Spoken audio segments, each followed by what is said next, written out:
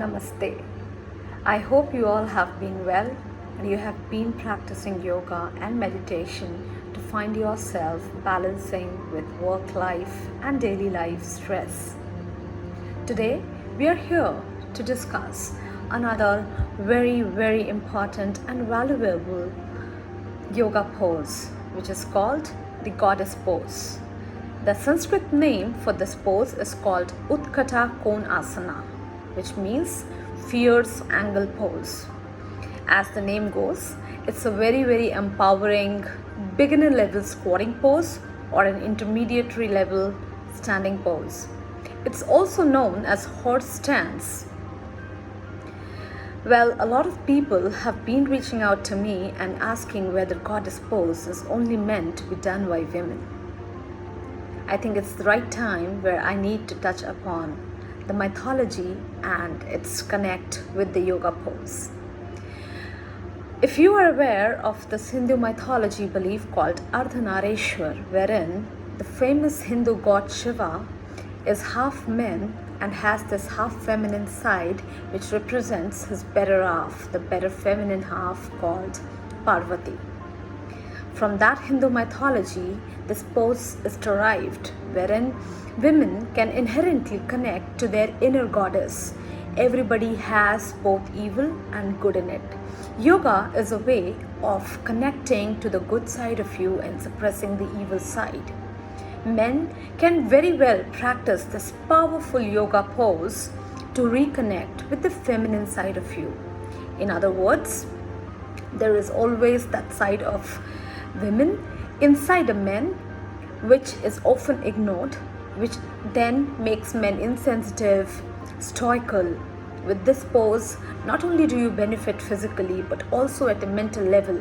You become sensitive, you become accepting to the very other prominent and significant part of your life, which is the feminine energy. This pose also helps you activate the energy centers while stretching and toning your lower body. Today, in the video, I am going to show you the variation of this pose, which is the goddess pose with a namaste. I hope you will all enjoy this pose and practice under surveillance and medical advice. Before I proceed to the video, I would also like to on a high level touch the benefits of this pose. The benefits following muscles and strong toning of the calf and the lower body. This yoga sequence particularly focuses on lower back, hamstrings, hips, knees, pelvic and quadriceps muscles. With that, we'll quickly move to the video session. Standing wide, turn your toes out and your heels in, so your feet are pointed at about 45-degree angle. Spread your arms and take them above your head to make a namaste. Stretch the arm muscles. Bend your knees in the same direction as your toes. Lower your hips down towards the height of your knees. Engage your core muscles. Draw your tailbone towards the floor. Keep your spine long. Stay here for 30 seconds to 1 minute and then release. Gradually go back to the standing pose. Remember, while getting into a pose, inhale, and while stretching and holding on to the pose, exhale. Thank you for watching the video. I hope you enjoyed it. Now it's time to assess and also understand the benefits of the goddess pose. Why? Let's first touch the physical benefits. This pose is a blissful pose for opening, stretching and toning of your lower body and a helpful upper body muscles. To name a few, your quadriceps, hamstrings, adductors, groin, chest, knees, ankles and shoulder muscles. It's a very important pose for women and their reproductive organs. This exercise stimulates your pelvis and improves your fertility. It's beneficial during childbirth, which makes it a very important pre-pregnancy yoga practice pose. This pose also helps you treat arthritis and sciatica. When you do this pose and you hold a stretch, the prana that flows inside and across your body from head to toe helps you keep arthritis in control and also stretches the sciatica nerve and helps to keep sciatica away. Stress and confidence booster. The opening of the glutes, the flexing of the hips, and the contraction of the pose muscles will help you reduce the stress.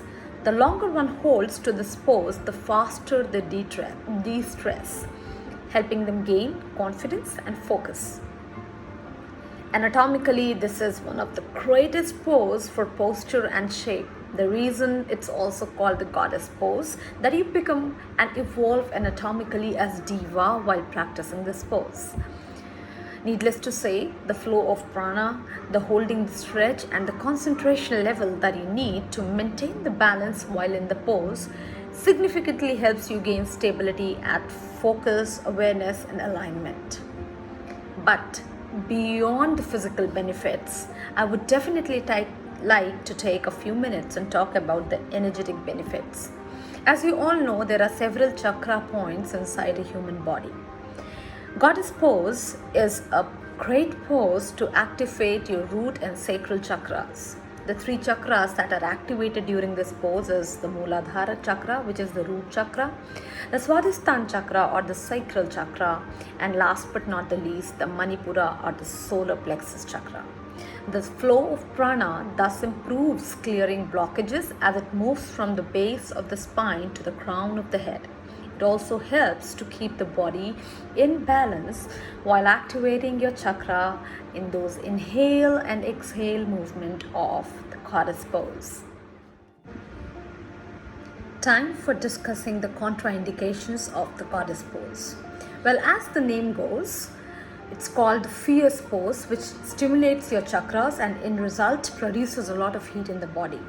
So while practicing this pose gradually and for a longer duration, do it under the significance guidance of your yoga teacher so that you could balance that heat, else you'll end up resulting in a lot of heat imbalance in the body.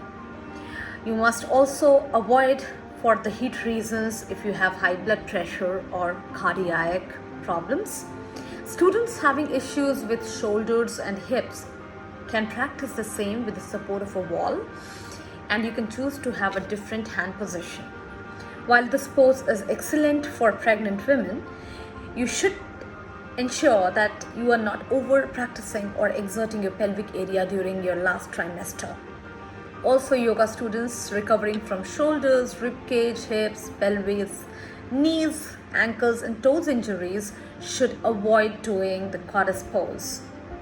Last but not the least, if you have injury in your biceps, triceps, chest or groin, you could also opt for a various other position or variation of the goddess pose, which is slightly lighter on your upper body.